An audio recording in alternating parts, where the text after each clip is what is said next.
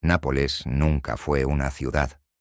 Fue un organismo vivo, un cuerpo en constante fiebre, sudando historia, crimen y esperanza al mismo tiempo.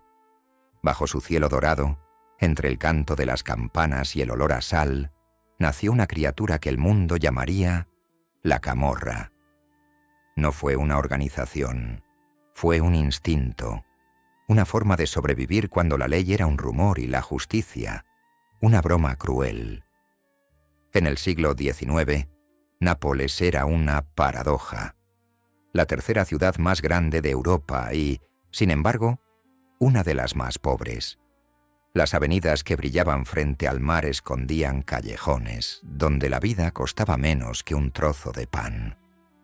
Las familias nobles bailaban en salones de mármol, mientras los mendigos dormían entre ratas. Era un teatro donde todos actuaban, pero nadie mandaba.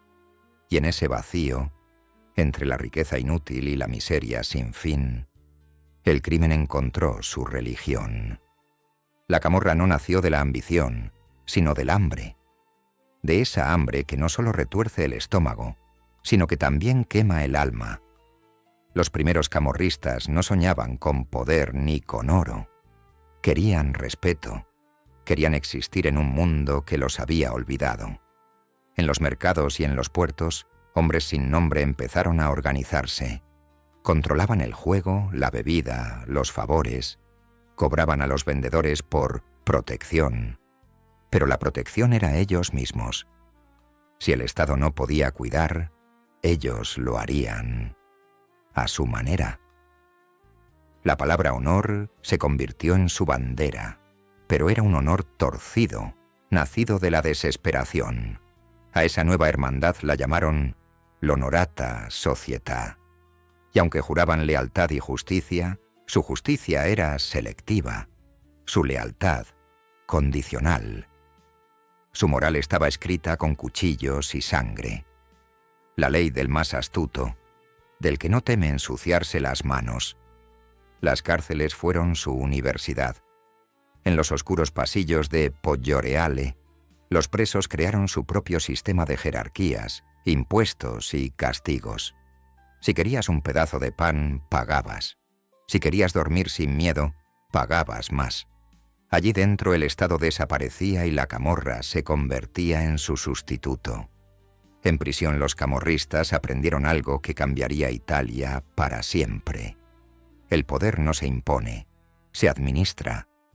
Los nobles los despreciaban, pero los necesitaban. Los pobres los odiaban, pero los veneraban. Todos sabían que desobedecer significaba desaparecer. El miedo era su idioma, y todos en Nápoles lo hablaban con fluidez.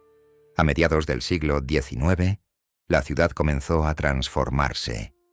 Las guerras por la unificación de Italia agitaban el país. Las calles eran un campo de rumores y traiciones. Los reyes caían, los patriotas morían, los generales prometían libertad, y nadie sabía para quién luchaba realmente. En ese caos, la Camorra floreció como una flor venenosa. Se infiltró en los mercados, los tribunales, los cuarteles. Y cuando el gobierno buscó ayuda para controlar el desorden, miró hacia el peor lugar posible: los propios criminales. En 1860, el jefe de policía de Nápoles, Liborio Romano, desesperado ante la inminente llegada de los revolucionarios de Garibaldi, firmó un pacto con la Camorra. Les ofreció legitimidad a cambio de paz. Los camorristas, que un día fueron contrabandistas y asesinos, se convirtieron oficialmente en guardianes del orden. Patrullaban las calles, arrestaban delincuentes, repartían pan y miedo con la misma mano. Por primera vez en la historia, el crimen llevaba uniforme. Aquella alianza fue el pecado original del Estado italiano. El gobierno se arrodilló ante el crimen, y el crimen aprendió que podía gobernar. Lo que comenzó como un acuerdo temporal se convirtió en el ADN de un país. Política y mafia, mezcladas como vino y veneno. Los nuevos policías se presentaban con cintas tricolores en el pecho y cuchillos en la cintura. Los ciudadanos los saludaban con respeto, sin saber si debían dar las gracias o rezar. Los periódicos los llamaban patriotas, pero los viejos napolitanos sabían la verdad. Los lobos solo habían cambiado de piel.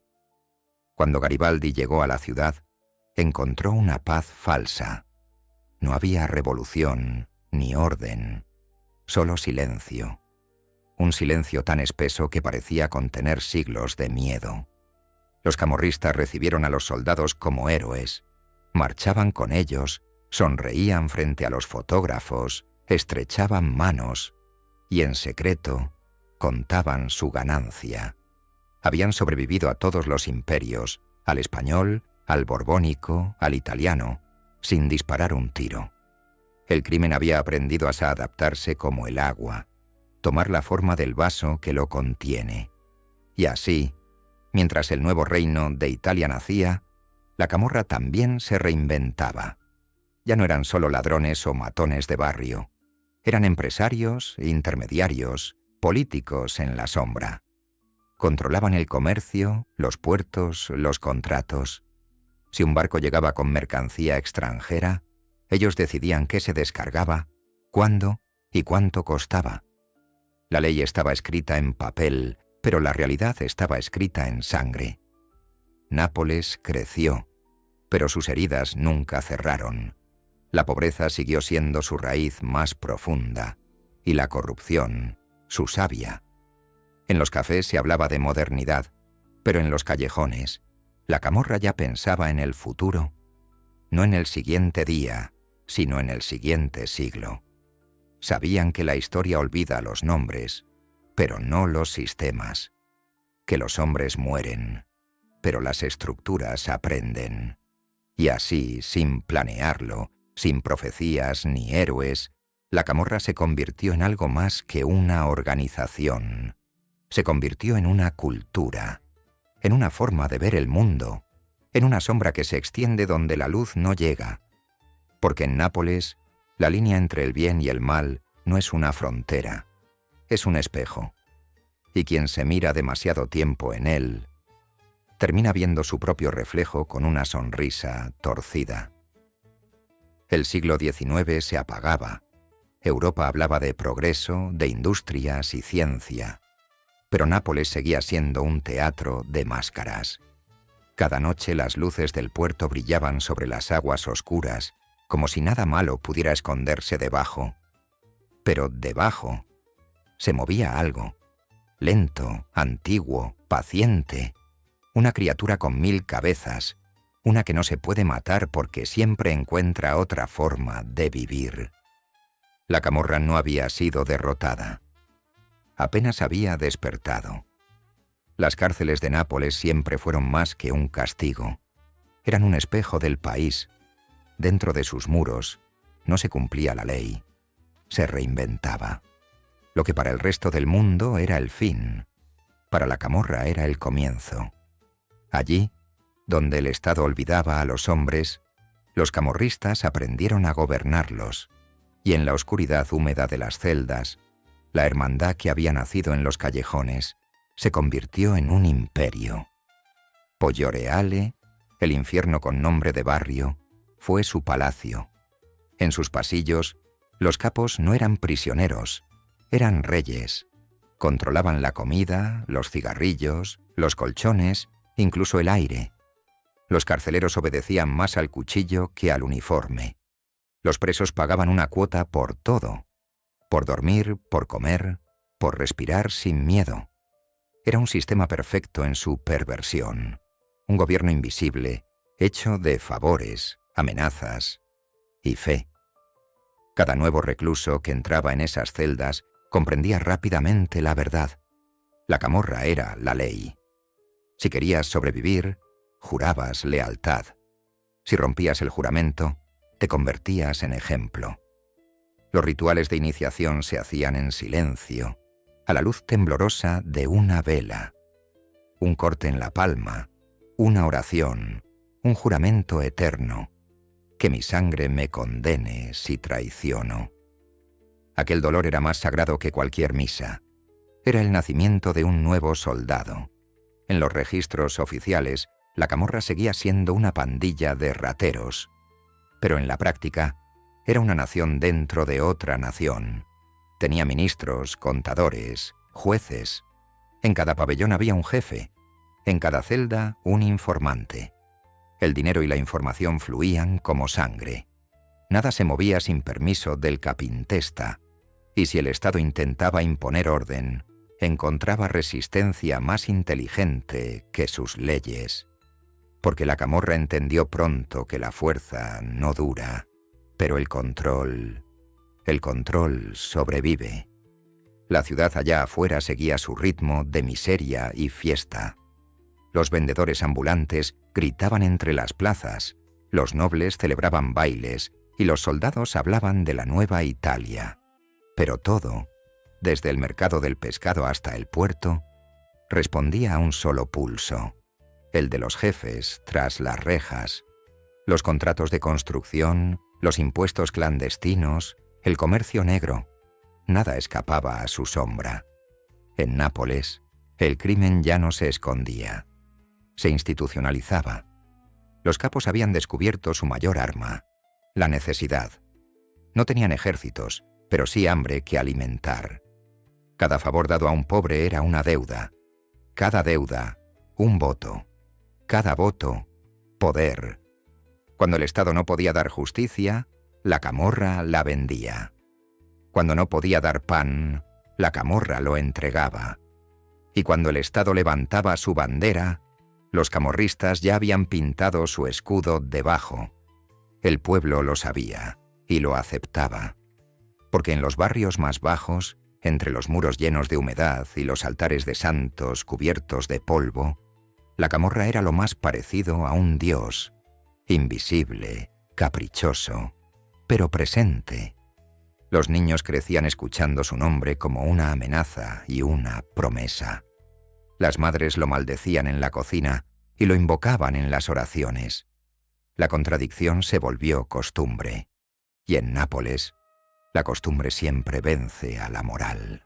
A finales del siglo XIX, el poder de la camorra se había extendido más allá de las prisiones. Los viejos capos controlaban las elecciones, los alcaldes, los contratos del puerto. Cuando un político necesitaba votos, buscaba a un hombre que no aparecía en ningún registro, el mediador, un camorrista con traje, sonrisa amable y manos limpias. Era él quien movía los números y los destinos. Así nació una alianza más duradera que cualquier ley, la política del silencio. Y mientras el mundo hablaba de modernidad, la camorra hablaba de continuidad.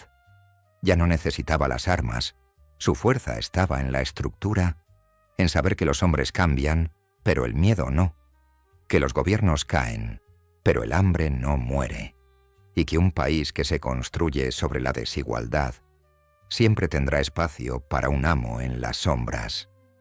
Los periódicos empezaron a escribir sobre ellos, historias de jefes que gobernaban desde las celdas, de criminales que decidían el precio del pan y del vino. La prensa los llamó los reyes de las cárceles, y lo eran, porque ningún trono es tan firme como aquel que se construye sobre la desesperanza.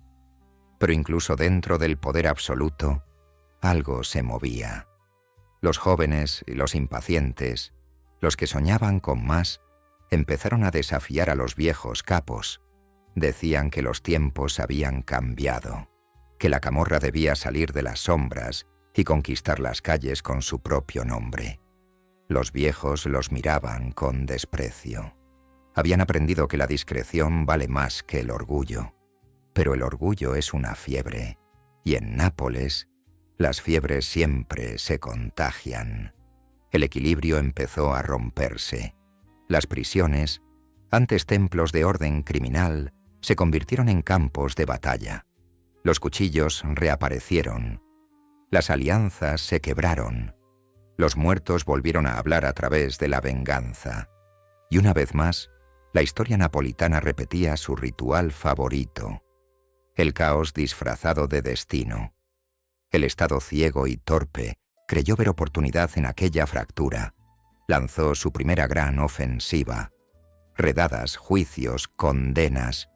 Pero no entendía lo que enfrentaba. No se puede erradicar lo que el pueblo ya considera parte de sí. Cada capo caído era reemplazado por un nuevo nombre, un nuevo rostro, un nuevo silencio. La camorra no era un árbol que podías cortar. Era una raíz que crecía en todas direcciones. Cuando el siglo XX comenzó, Nápoles ya era un tablero donde cada ficha tenía dueño y cada movimiento, precio.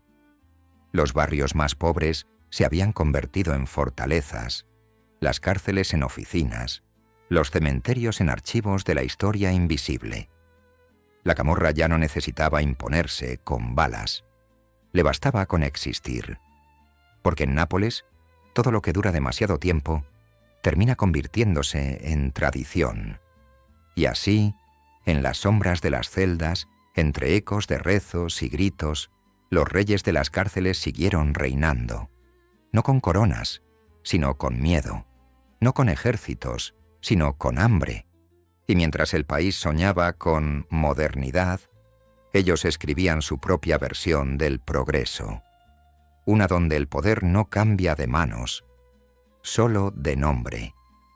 La camorra había dejado de ser un crimen. Ahora era una institución. Italia había nacido, pero su sangre aún era vieja. En los papeles, era una nación unida. En las calles, seguía siendo un archipiélago de miserias. Roma hablaba de patria y libertad, pero en Nápoles esas palabras sonaban como ecos de otro mundo. El sur no fue invitado a la mesa del nuevo país, fue conquistado, desarmado y dejado a su suerte. Y en ese vacío de poder, la camorra levantó su bandera. Los políticos del norte no entendían Nápoles. Veían una ciudad hermosa y rota, donde los niños jugaban entre ruinas y los santos convivían con los ladrones. La consideraban un problema, pero los camorristas la veían como un negocio.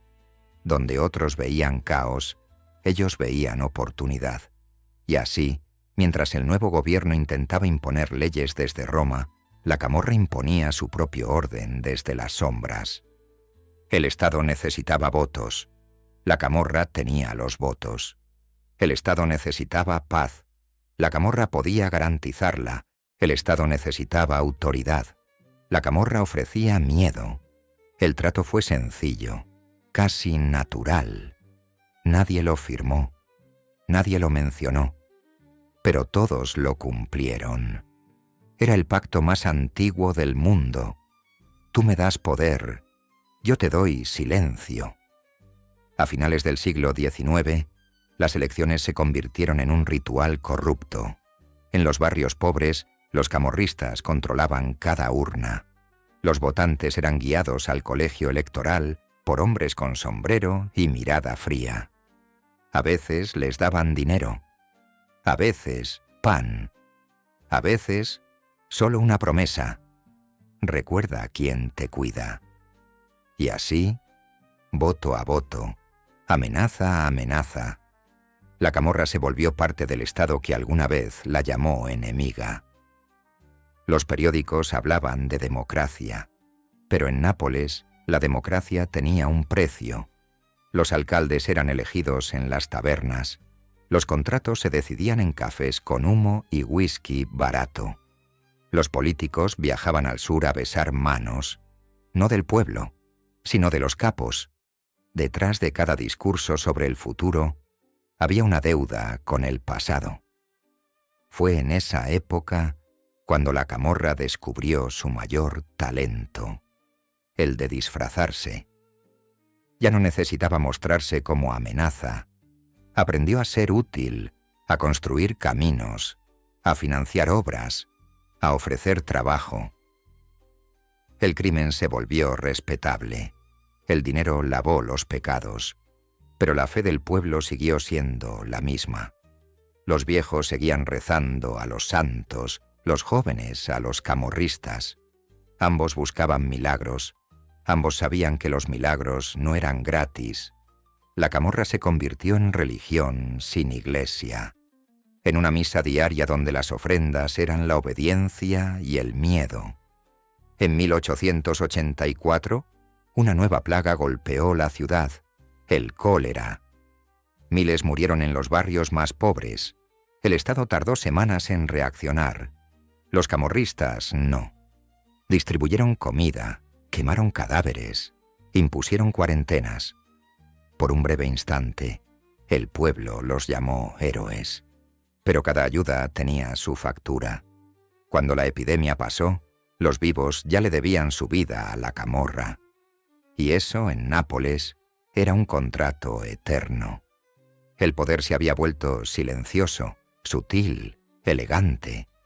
Ya no necesitaba cuchillos, usaba favores, y los favores, cuando se acumulan, se vuelven cadenas invisibles. La ciudad entera estaba atada.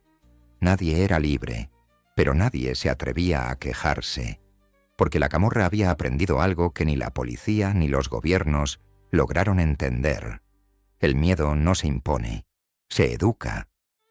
Mientras tanto, el resto de Italia avanzaba. Fábricas, trenes, electricidad. El norte prosperaba, el sur sobrevivía, y cuanto más se olvidaba Nápoles, más profunda echaba raíces la camorra. Ya no eran bandidos, eran empresarios. Invertían en tabaco, en juego, en transporte marítimo. Controlaban la economía sumergida con la precisión de un relojero. Cada moneda que caía en la ciudad pasaba de un modo u otro por sus manos. Pero la ambición siempre pide más. Y la paz, en Nápoles, nunca dura. En 1906, un suceso rompió el frágil equilibrio. Un comerciante llamado Gennaro Cuocolo fue encontrado muerto junto a su esposa. Eran informantes de la policía. La camorra lo había castigado con su vieja lección. El silencio es oro, y quien habla, paga con sangre. El crimen fue brutal, pero lo que siguió fue peor. El caso explotó en los periódicos. Roma exigió justicia. Por primera vez en décadas, el Estado decidió enfrentarse de verdad a la bestia. Cientos de sospechosos fueron arrestados. Los juicios duraron años. El más famoso, el proceso de Viterbo, se convirtió en espectáculo nacional. Periodistas, políticos, curiosos, todos querían ver al monstruo de Nápoles desnudo ante la ley. En el banquillo se sentó el hombre más poderoso de la camorra de entonces, Enrico Alfano, Erricone, un capo con traje, sonrisa y mirada de mármol. Representaba el nuevo rostro del crimen, culto, carismático, elegante. Los jueces esperaban a un asesino. Encontraron a un actor. Alfano se reía, saludaba al público, jugaba con la prensa. Era un mafioso convertido en celebridad. Pero detrás de su arrogancia, el imperio se resquebrajaba. Los aliados traicionaban, los testigos hablaban, los políticos se escondían. El proceso fue largo, humillante, y cuando llegó la sentencia, cayó como un trueno. Culpable. Alfano fue condenado a 30 años. Docenas de jefes lo siguieron. Los periódicos celebraron el fin de la camorra. Los jueces hablaron de justicia. Pero los viejos en las tabernas solo sonrieron. Esto ya lo hemos visto antes, decían. Cuando cortas una cabeza, otras dos nacen. Y tenían razón. El juicio de Viterbo no mató a la camorra, la transformó. La vieja generación fue encarcelada o muerta. Pero en las sombras, un nuevo tipo de criminal observaba y aprendía. Uno que no necesitaba juramentos ni cuchillos. Uno que entendía que el dinero podía hacer más daño que las balas. Nápoles respiró, creyendo estar libre. Pero la paz fue un espejismo. Porque mientras los periódicos imprimían la palabra justicia, en las cárceles se estaba gestando otra cosa. Un joven con gafas, callado, solitario, escuchaba las historias de los antiguos capos, tomaba notas, Aprendía. No levantaba la voz. No necesitaba hacerlo. Su nombre era Raffaele Cutolo. Y cuando su tiempo llegara, el pacto con el diablo volvería a firmarse. Solo que esta vez, el diablo llevaría crucifijo. En 1963, las puertas de Poggioreale se cerraron detrás de un joven cualquiera. Su nombre no significaba nada. Apenas tenía 22 años y una condena por homicidio en una pelea de taberna. Pero lo que entró en aquella celda no fue solo un asesino, fue una semilla, una que en la oscuridad crecería hasta convertirse en mito. Raffaele Cutolo nació en un mundo donde la pobreza era una herencia y la violencia un idioma. Hijo de campesinos de Ottaviano, aprendió desde niño que el respeto valía más que la verdad. Era inteligente, carismático, impredecible, demasiado culto para ser un simple matón, demasiado peligroso para ser un hombre común. En prisión lo apodaron o profesore, el profesor, por su manera de hablar, por sus ideas, por su calma inquietante. Y aquel apodo se convertiría en profecía. En un mundo de cuchillos y cadenas, Cutolo eligió las palabras como arma. Mientras otros presos soñaban con escapar, él soñaba con gobernar.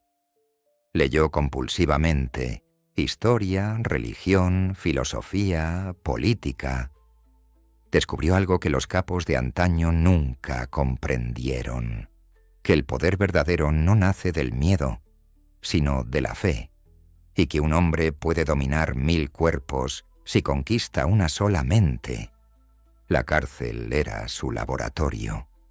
Allí, entre paredes húmedas y almas rotas, Cutolo empezó a construir un nuevo orden. No gritaba, no amenazaba. Hablaba despacio, con voz de predicador.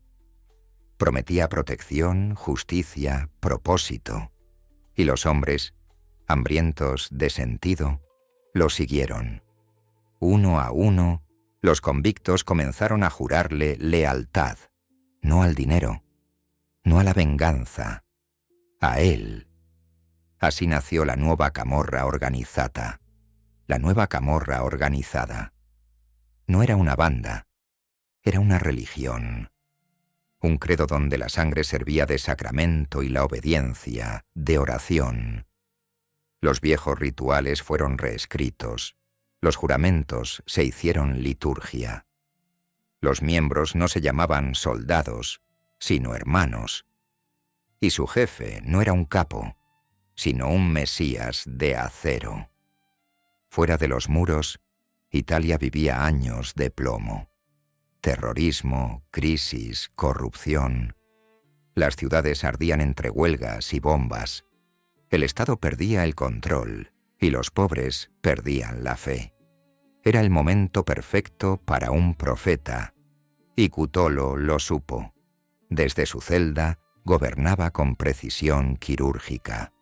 No necesitaba salir. Todo llegaba a él. Mensajes escritos en pedazos de papel, órdenes transmitidas a través de abogados, visitas, monjas, incluso sacerdotes. Su palabra cruzaba barrotes, fronteras y generaciones. En los barrios de Nápoles, su nombre se pronunciaba con respeto y temor. Para los humildes era un santo. Para los poderosos, un demonio con educación. Y ambos lo necesitaban. Los presos que juraban su lealtad recibían comida, protección, familia. Los que lo traicionaban desaparecían. Pero incluso en la violencia había una lógica casi divina. Cutolo decía: el hombre necesita creer. Si no cree en Dios, creerá en mí. Y así fue. En pocos años, su red se extendió más allá de las prisiones, por toda Campania. La vieja Camorra, dispersa y decadente, volvió a tener una sola cabeza, una que hablaba de orden, honor y destino. El dinero fluía, el poder crecía, los jueces temblaban. La cárcel se convirtió en Vaticano y Cutolo en su Papa Negro. El Estado débil intentó ignorarlo, pero en 1980 el destino volvió a ponerlo en el centro de la historia. Aquel año, un terremoto devastó el sur de Italia. Miles de muertos, ciudades enteras derrumbadas. Y mientras Roma discutía presupuestos, la camorra ya distribuía ayuda, materiales, contratos. La tragedia se convirtió en negocio. De la miseria brotó oro. Y los camorristas lo recogieron con las manos limpias. Pero el golpe final llegaría de otro lugar: la política. En abril de 1981, un grupo terrorista, las Brigadas Rojas, secuestró a Ciro Cirillo, político de la democracia cristiana. El Estado juró no negociar con criminales, pero Cirillo era napolitano, y en Nápoles el Estado no manda, negocia. Desde su celda, Cutolo envió un mensaje: «Puedo encontrarlo, puedo traerlo de vuelta». El gobierno dudó. Los ministros discutieron. Y en secreto, aceptaron. El profesor fue autorizado a interceder. En cuestión de semanas, Cirillo fue liberado. Vivo, intacto. Italia respiró. El país entero aplaudió el milagro. Pero el milagro tenía precio. El Estado había hecho un trato con el infierno. Raffaele Cutolo, el preso, el asesino, el hereje, había logrado lo que ningún político pudo: salvar a uno de los suyos. Desde ese día su poder dejó de ser clandestino.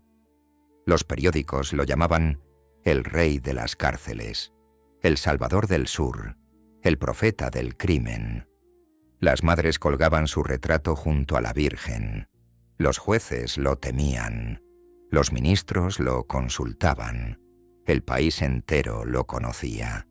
Y entonces, como todos los hombres que tocan el cielo, comenzó su caída. El poder absoluto trae paranoia. Cutolo empezó a sospechar de todos, de sus hombres, de su hermana Rosetta, de sus sacerdotes. Mandaba matar por una mirada, por un rumor, por una duda. La fe que había construido se transformó en miedo. Y el miedo en aislamiento. El profeta se quedó solo. Afuera otros esperaban. Nuevos jefes, más jóvenes, más fríos, más pragmáticos. Antonio Bardellino, Michele Zazà, los Casalesi. Ellos no creían en santos ni en redención. Creían en dinero, en comercio, en poder sin poesía. La nueva camorra organizzata se dividió. La guerra volvió a las calles. Las balas reemplazaron las oraciones. El sueño del profesor se derrumbó bajo el mismo peso que lo había elevado: la fe. En 1983 fue trasladado a aislamiento permanente. El hombre que gobernó sin salir de prisión murió, poco a poco, dentro de ella. Su voz, que alguna vez hizo temblar ministros, se convirtió en un susurro.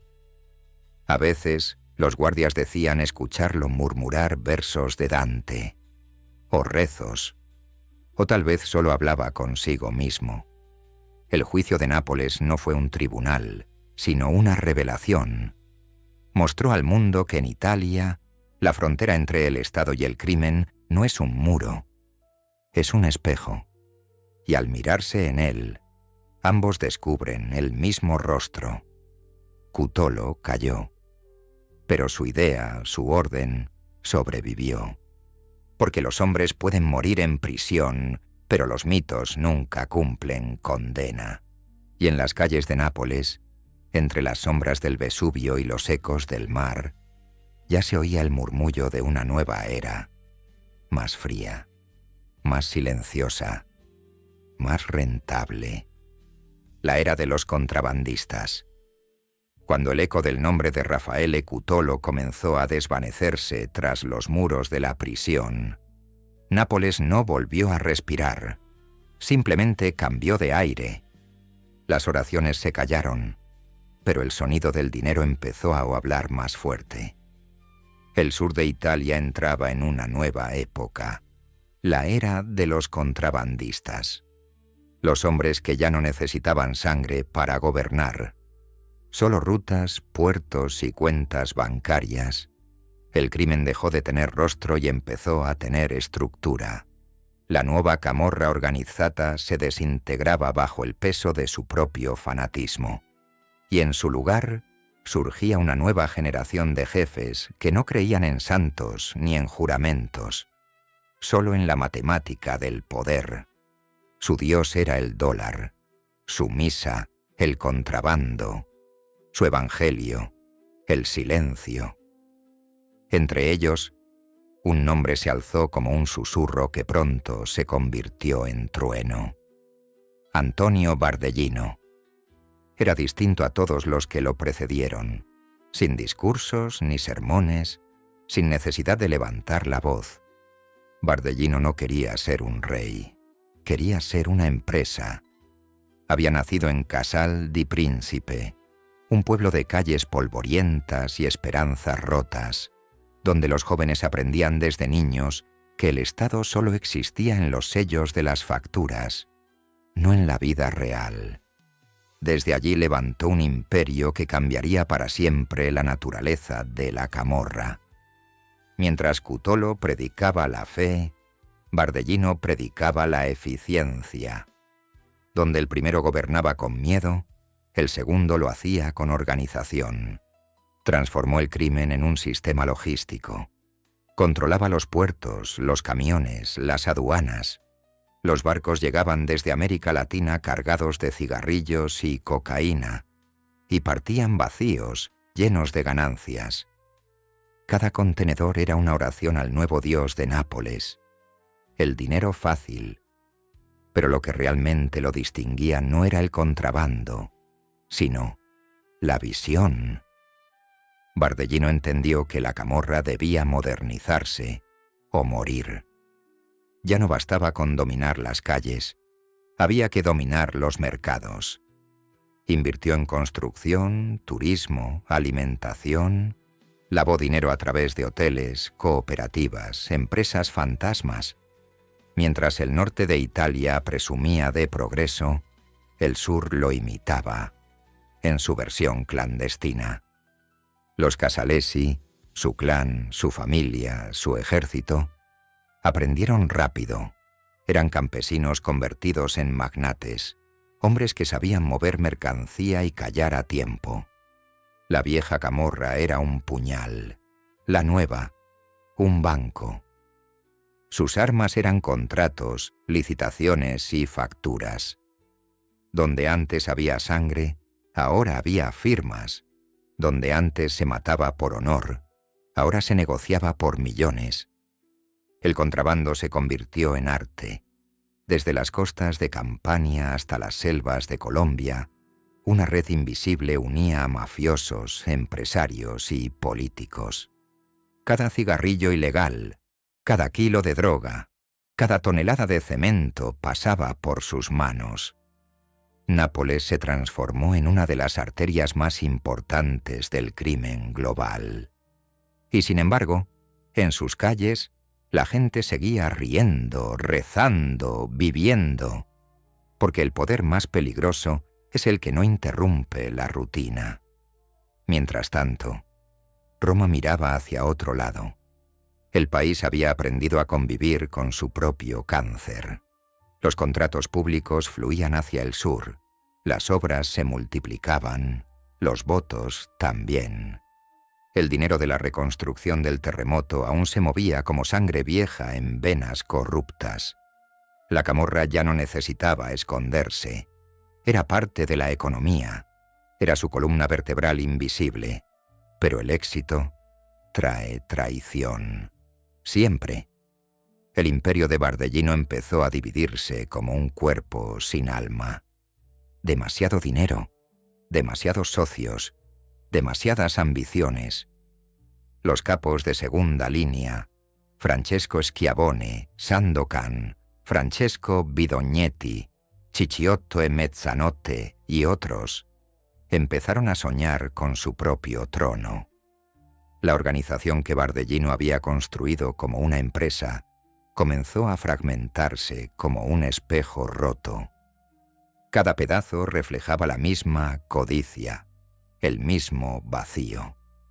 En 1988, durante una reunión en Brasil, el arquitecto del nuevo imperio desapareció, sin testigos, sin cuerpo, sin explicación.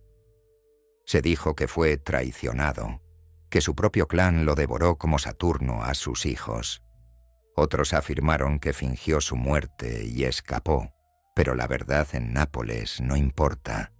Lo que importa es el mito. Y el mito de Bardellino no murió. Se multiplicó. Su desaparición marcó el fin de una era. La Camorra se había convertido oficialmente en una multinacional del crimen. Los Casalesi tomaron el control. Organizaron un consejo como un parlamento en la sombra. Cada familia tenía territorio, presupuesto, reglas. Era la perfección burocrática del mal. Y sin embargo, detrás de los números, persistía algo más antiguo que el dinero. La herencia del miedo. Porque por más moderna que se volviera, la Camorra seguía siendo napolitana.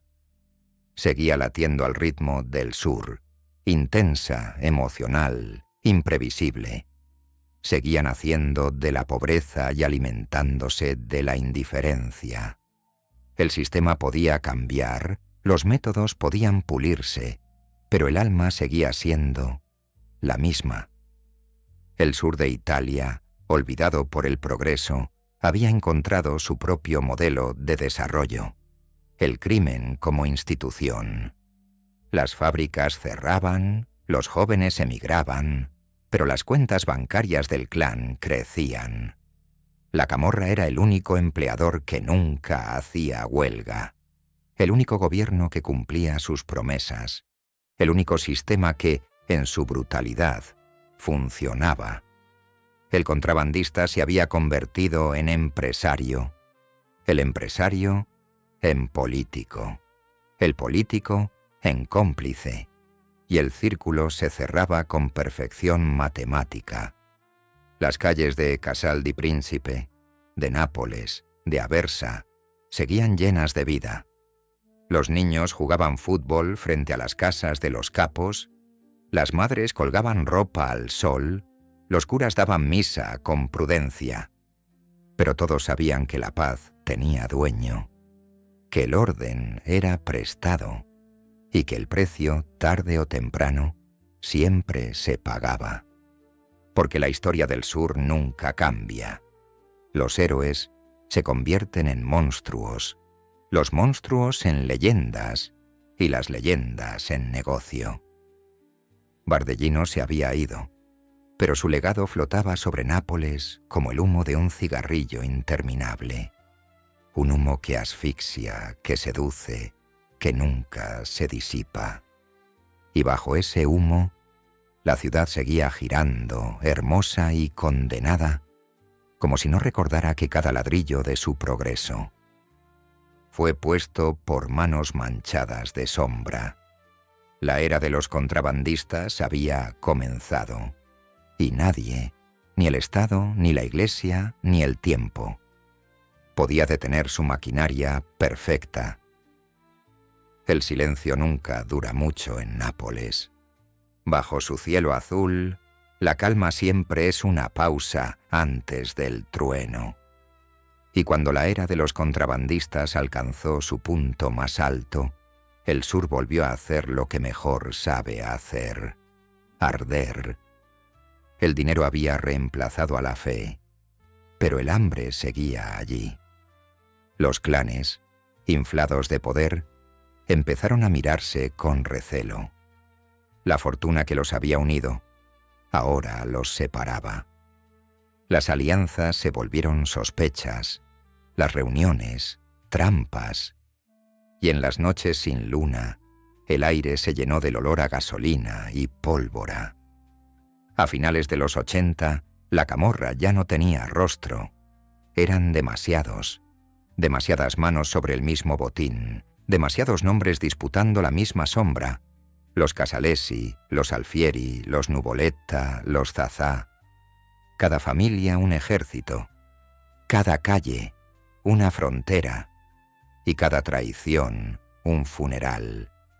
Fue entonces cuando los napolitanos empezaron a llamarla la guerra de las 1000 almas. Una guerra sin bandera, sin himno, sin final. Solo cadáveres que se apilaban como cifras en los periódicos. Más de 3000 muertos en menos de una década. Hijos, hermanos, socios, vecinos. La ciudad entera convertida en cementerio con música de fondo. Las balas silbaban como oraciones invertidas. Cada asesinato era un mensaje, cada bomba, una firma. Los viejos decían que el Vesubio se movía por culpa de tanta sangre derramada. Las madres dejaban flores en las esquinas. Los niños aprendían pronto que el sonido de una moto no siempre significaba juego. Y en medio de aquel caos, un nombre volvió a escucharse en los pasillos de las prisiones. Como un eco antiguo, como un fantasma que se negaba a morir. Raffaele Cutolo, el profesor, encerrado hacía años, envejecido pero no olvidado, observaba el derrumbe desde su celda con la calma de un monje. A veces sonreía, a veces callaba durante días enteros. Los guardias decían que escribía, que rezaba, que todavía daba órdenes. Nadie lo sabía con certeza.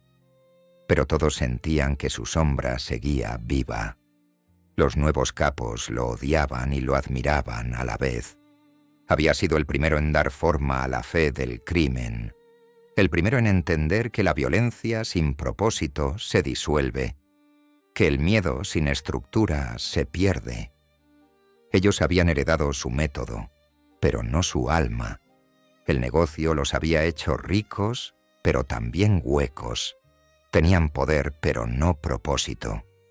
Y un imperio sin propósito está condenado a devorarse. Cutolo, desde su encierro, veía cómo su criatura se multiplicaba como un monstruo sin control. La nueva camorra organizata se había convertido en una hidra real. 1000 cabezas peleando entre sí, incapaces de reconocer a su creador. El crimen que nació como orden ahora era caos puro. El sistema se había vuelto más eficiente, más sofisticado, pero también más inhumano. Ya no quedaba rastro del honor o del miedo sagrado de los primeros tiempos. Solo la codicia. La codicia como ley natural. El Estado por fin comenzó a reaccionar. No por moral, sino por vergüenza. Los cuerpos en las calles eran demasiados. Las investigaciones internacionales revelaban vínculos entre los clanes, la política y la industria. La camorra había penetrado tan profundo en la economía italiana que erradicarla equivalía a derribar medio país. Pero el gobierno necesitaba una victoria simbólica. Y empezó su cacería. Operaciones masivas, arrestos, juicios interminables, cientos de testimonios. Por primera vez, algunos miembros rompieron el silencio. Se convirtieron en pentiti, arrepentidos, traidores sagrados. Hombres que hablaban no por justicia, sino por miedo. Y cada palabra suya era un clavo más en el ataúd del viejo orden. Las cárceles volvieron a llenarse, pero esta vez sin jerarquía. Ya no había respeto, solo supervivencia. La cárcel dejó de ser templo y volvió a ser infierno. Y entre las paredes húmedas, los ecos de las antiguas oraciones del profesor se mezclaban con gritos y amenazas. Era el fin de una era, y también el principio de otra. Fuera, los clanes restantes se reorganizaban como restos de un ejército derrotado. Aprendieron a vivir en el anonimato, a moverse sin ruido, a disfrazarse de empresarios, de abogados, de filántropos. Ya no necesitaban territorios, necesitaban contratos. Ya no asesinaban en la calle, compraban en bolsa. La guerra de las 1000 almas no terminó. Solo cambió de escenario. Pasó de las calles al sistema financiero, de las balas a las transferencias electrónicas. El crimen se hizo invisible, y por eso, más poderoso. Y mientras el mundo olvidaba a Cthulhu, él seguía allí, en su celda, envejeciendo con dignidad casi poética. Nunca pidió perdón, nunca se arrepintió. Solo decía una frase que los periodistas repetían con fascinación. Yo no creé la camorra me creó a mí. Quizás tenía razón. Quizás Nápoles lo había moldeado como el mar moldea una piedra, con paciencia y furia. Y en su figura trágica, el preso eterno, el profeta olvidado, se escondía el reflejo de todo el sur, un pueblo capaz de convertir el dolor en sistema y la miseria en destino. Cuando en 2021 la noticia de su muerte recorrió Italia, muchos pensaron que la historia finalmente cerraba un ciclo. Pero en las calles donde una vez resonó su nombre, nada cambió. El miedo seguía, el dinero seguía, la ley del silencio seguía. La hidra solo había mudado de piel. La guerra había terminado, pero las almas seguían luchando. Porque en Nápoles nada muere del todo, ni la fe, ni el pecado, ni los hombres que supieron hacer del infierno un reino. Nápoles amanece cada día como si nada hubiera pasado. El mar se despierta azul, los niños corren hacia las escuelas, las campanas repican con alegría y los turistas sacan fotos sin sospechar que cada piedra de esa ciudad tiene memoria. Una memoria que no habla, pero observa. Porque en Nápoles la historia nunca se entierra, solo se disfraza. Han pasado más de 100 años desde que la palabra camorra comenzó a escribirse en los periódicos y, sin embargo, sigue viva. No como una organización, sino como una sombra. Una sombra que se adapta, que cambia de rostro, que aprende nuevos idiomas. A veces tiene corbata, a veces lleva sotana, a veces un maletín. Otras veces, solo una sonrisa. Pero siempre está ahí, respirando junto a la ciudad que la parió. Los viejos dicen que la camorra no se puede matar porque no existe en los cuerpos. Existe en las costumbres, en la indiferencia, en ese pequeño acto cotidiano de mirar hacia otro lado. Es la corrupción que no necesita pistola, el miedo que se disfraza de hábito, la obediencia que se hereda como un apellido. El Estado, con sus leyes, ha intentado destruirla 1000 veces. Ha encarcelado hombres, confiscado fortunas, publicado nombres y fotos. Pero la hidra no muere con las cabezas, muere con el silencio que la alimenta, y ese silencio, todavía, sigue siendo un idioma nacional. Hoy, la camorra no dispara tanto como invierte. Compra terrenos, manipula licitaciones, trafica basura, controla barrios y votos. Ya no necesita los cuchillos de Pollo Reale ni los sermones del profesor. Le basta con tener acceso a los contratos del Estado, a las zonas grises del poder. Su crimen es tan perfecto que parece legal, y su violencia tan sutil que casi nadie la siente, hasta que es demasiado tarde. Los barrios más pobres siguen bajo su sombra. La pobreza ya no se mide en hambre, sino en oportunidades robadas. Los jóvenes crecen viendo los mismos patrones. El capo que reparte juguetes, el político que promete sin cumplir, la madre que reza sin esperanza. El sistema continúa, disfrazado de normalidad, y cada generación aprende a sobrevivir dentro de él, como los peces dentro del agua sin saber que están mojados. El siglo XXI trajo tecnología, globalización, redes, y la camorra también aprendió a usarlas. Opera en Internet, lava dinero con criptomonedas, compra hoteles en Croacia, trafica obras de arte en Dubái. Ya no es solo un poder del sur de Italia, es una multinacional del vacío, un modelo exportable del crimen silencioso. Pero a pesar de su expansión, la esencia sigue siendo napolitana, una mezcla de tragedia y belleza, de ironía y fatalismo, porque la camorra, como la ciudad que la creó, no solo destruye, también seduce, promete respeto, orden, pertenencia, da trabajo donde el Estado no llega, y por eso los mismos que la temen, la protegen. La misma sociedad que la condena, la necesita. Es la paradoja eterna de Nápoles. Amar lo que te mata. El periodista Roberto Saviano escribió: la camorra no gobierna con la violencia, sino con el consenso. Y tenía razón. El miedo ha cambiado de forma.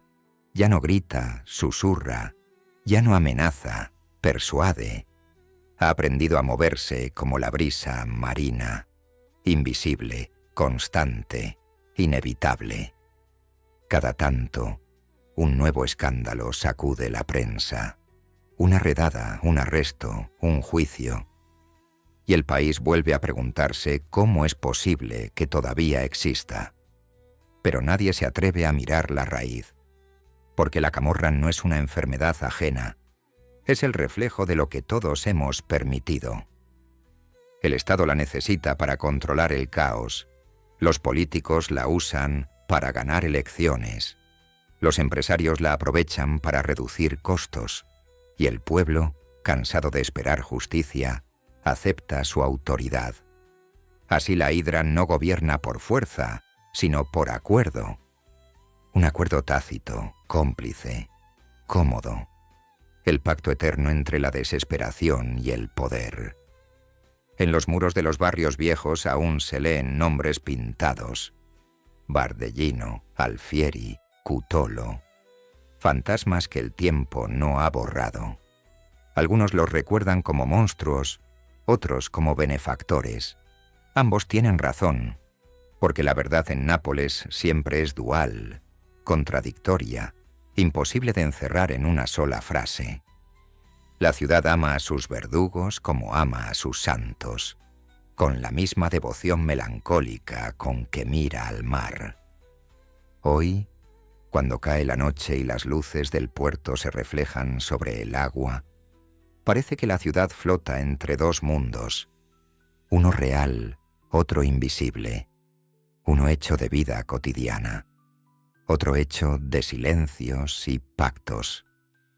Ambos conviven, se entrelazan, se necesitan, y en ese equilibrio, frágil y eterno, late la verdad más oscura, que la camorra no está debajo de Nápoles, está dentro de ella, en sus venas, en su pulso, en su memoria. A veces, al amanecer, los pescadores dicen que el mar suena distinto, que se escuchan ecos de voces antiguas, nombres susurrados entre el rumor de las olas. Quizás son los muertos, quizás son los vivos recordando sin quererlo, porque la historia de la camorra no pertenece al pasado. Pertenece al presente que nunca aprendió a cambiar. Y sin embargo, entre tanta sombra, la luz insiste. Los periodistas que escriben aunque los amenacen, las madres que marchan con las fotos de sus hijos, los jóvenes que deciden estudiar en lugar de obedecer. Son pocos, pero existen. Son las grietas por donde entra el sol. Y mientras haya sol, la hidra no gana del todo. Nápoles, como siempre, sigue viva entre el crimen y la esperanza. canta sus canciones, celebra sus fiestas, llora a sus muertos y sigue mirando al mar, ese espejo eterno donde se mezclan culpa y belleza. El mar lo ha visto todo: reyes, guerras, profetas, capos, santos y traidores, y sabe que la historia siempre vuelve, como las olas, porque al final la camorra no es una organización, es una metáfora, es la sombra que proyecta el poder cuando el poder olvida al pueblo. Es la consecuencia de un país que aprendió a sobrevivir sin confiar en la justicia.